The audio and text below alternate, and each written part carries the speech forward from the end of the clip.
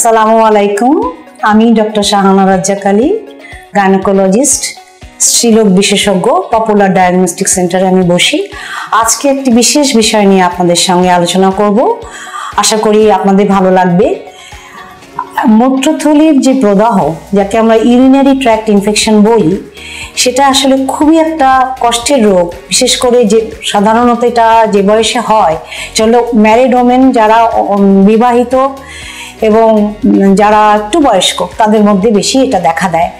তো এটা কারণ কি? এটা কারণ ম্যাক্সিমাম যেটা হয় সেটা হলো আমাদের যে যোনিপথ, তারপরে যে পায়খানা রাস্তা, প্রসাবের জায়গা, ওখানটায় অনেকগুলো ব্যাকটেরিয়া থাকে। ওই ব্যাকটেরিয়াগুলো কি করে? আমাদেরকে ইনফেকশন করায়, প্রসাবের থলির ভিতরে কাছে যেয়ে এটা ইনফেকশন করায়। তখন আমাদের কি করতে হবে? এই কারণে আমাদেরকে পরিষ্কার পরিচ্ছন্নতা মেনটেন করতে হবে। সবচেয়ে বেশি এটা যে উপর থেকে নিচের দিকে আমরা ওয়াশ করব, যখন আমরা ওয়াশ করি এটা খেয়াল রাখবো।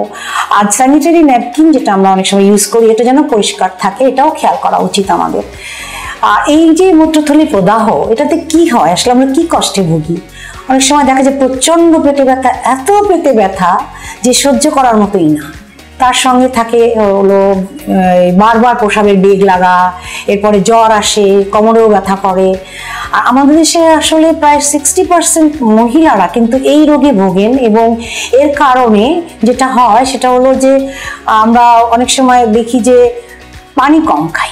এই পানি কম খাওয়াটাও কিন্তু একটা অনেক বড় কারণ আমাদের গরম দেশে। তো এটা যখন হয় তখন আমরা কি করতে পারি? এটা মেইন কথা হলো যে আমরা ওষুধ খাওয়ার আগে পানি বেশি করে খাবো। আর ওষুধপত্র যখন আমরা কোনো ডক্টরের কাছে যাব, এটা কিন্তু খুব তাড়াতাড়ি নিরাময় হয়ে যায়, কিন্তু রিপিটেডলি যেন না হয়। ডাক্তাররা সাধারণত আমাদেরকে ক্যানবেরি দেন, তারপরে বেশি করে পানি খেতে বলেন, এছাড়া ব্যথার কিছু ওষুধ দেন এবং অ্যান্টিবায়োটিক দেন। তো আমরা এর থেকে পরিত্রাণ পেতে হলে কি করব? যেন আমরা বেশি করে পানি খাই। এটা আমি বারবারই বলছি, পানি খেলে কিন্তু আমাদের উপকার আছে। আর আরেকটা হলো পরিষ্কার পরিচ্ছন্নতা। আর কিছু পেশেন্ট থাকে যাদের যে ক্যাথেটার করা লাগে অপারেশনের পরে, তাদেরও কিন্তু মূত্রথলিতে প্রদাহ হয়।